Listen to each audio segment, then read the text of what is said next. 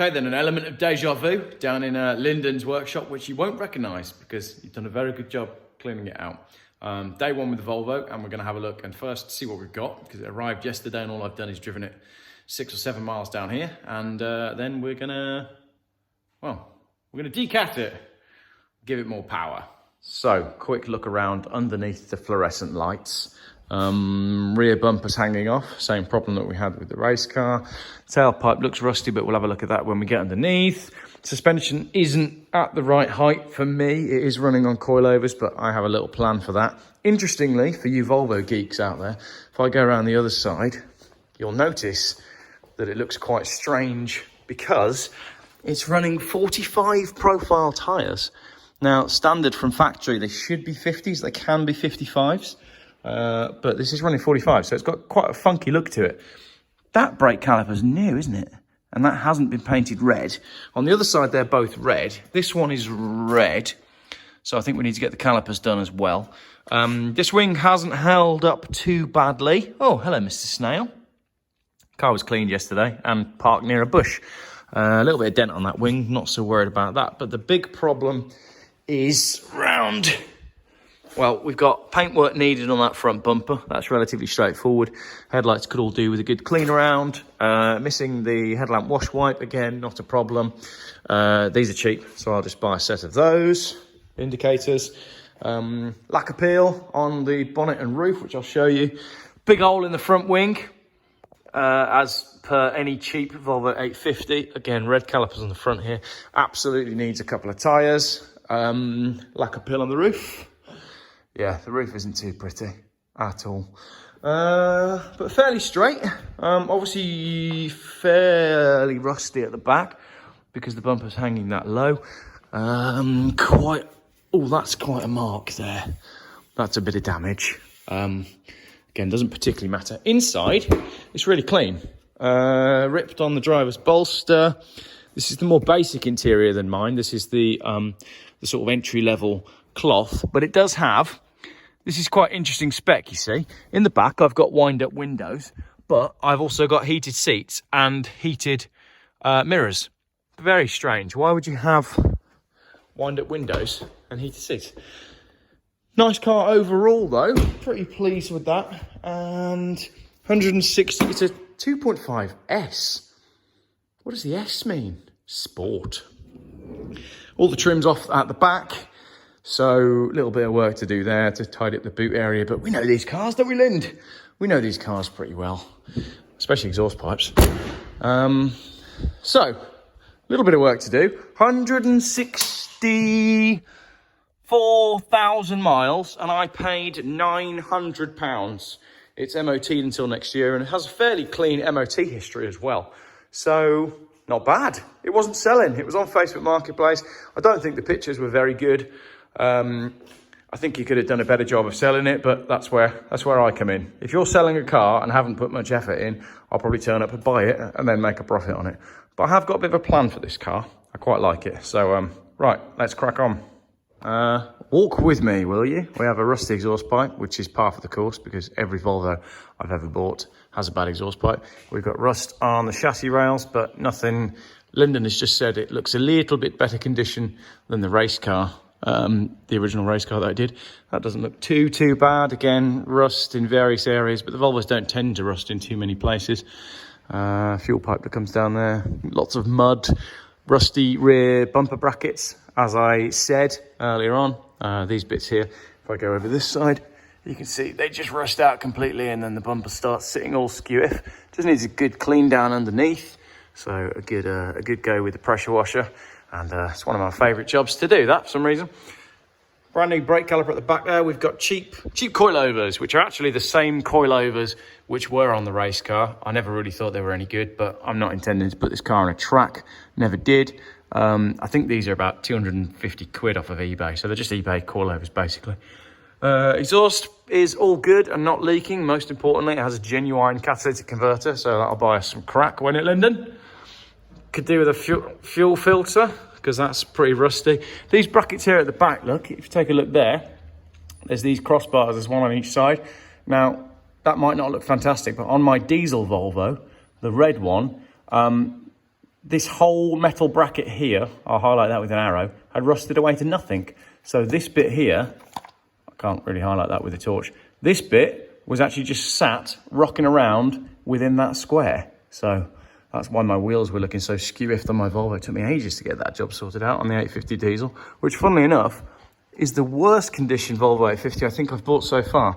Moving further forward, again, we've got a lot of mud, but Volvos don't tend to rust too badly. The 850s don't at least. They're under seal pretty well. So the sills and everything, you know, if this was an old BMW 5 Series, 3 Series, we'd be looking at various holes. Or anything British, we'd be looking at lots of holes. Towards the front of the car, I've got oil all over this subframe, but it looks like it's mostly coming from the sump plug. So give it a service, new sump plug gasket, new sump plug, should sort that out. There was an advisory on the MOT for leaking power steering pipes. Now they're going to be up in here, so that's just something for me to keep my eye on. And we'll have a look under the bonnet as well and see if it's leaking under there. Something's dripping on me. It might just be water because it's very wet out there today. But generally speaking, not too bad for a £900 car. Yeah, not really complaining about that. Obviously, it has got a couple of new calipers on it. One new caliper at least. So yeah, I don't think I'm really complaining about my cheap Volvo. I've never complained about a cheap Volvo in my life.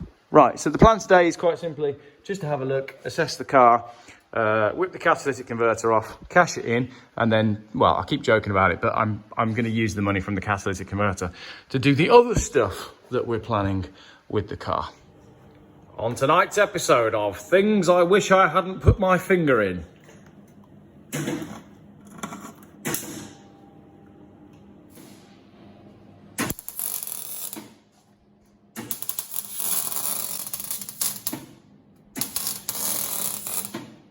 You know the bit on Wheeler Dealers when Ed basically cracks on, well not Ed anymore because it's now Ant, but we all know it was better with Ed.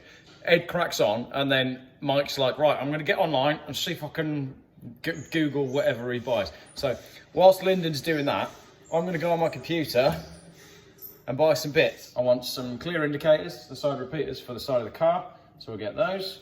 Okay, that's done, that's those in the basket, so that's the indicators and the black side repeaters as well, which I think will look quite cool.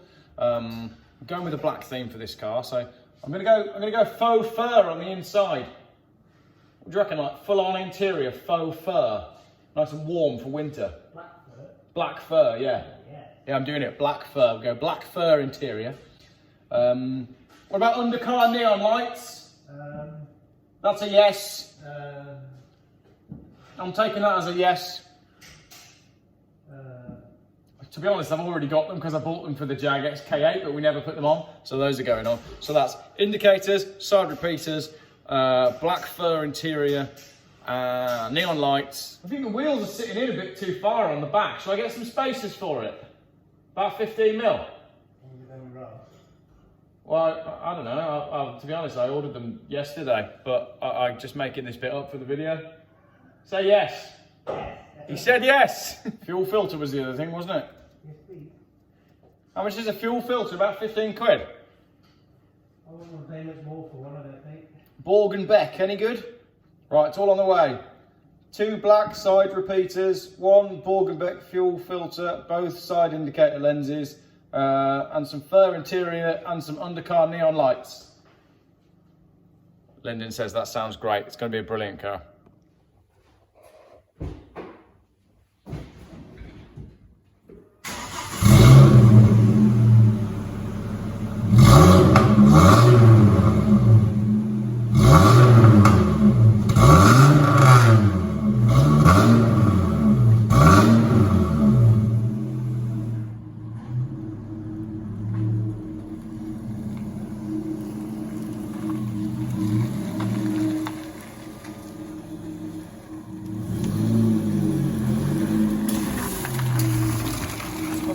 Purple.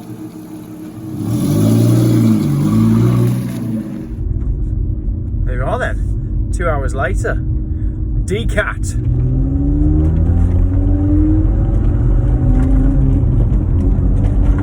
I'd say that had opened it up a little bit more. They go very well, these manual 5-cylinder Volvos, even without the turbo. I mean, speak to anyone that knows these cars, they were never actually meant to have a turbo.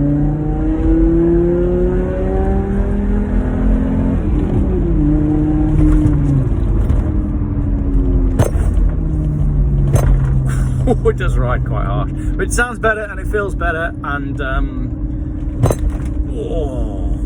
all right, job done. It's dark, it's cold, which means filming is confined to the hours of between about 10 and 4 now in England. A winter project with Geoff buys cars. Why not? No flip-flops, no beaches, just Volvos.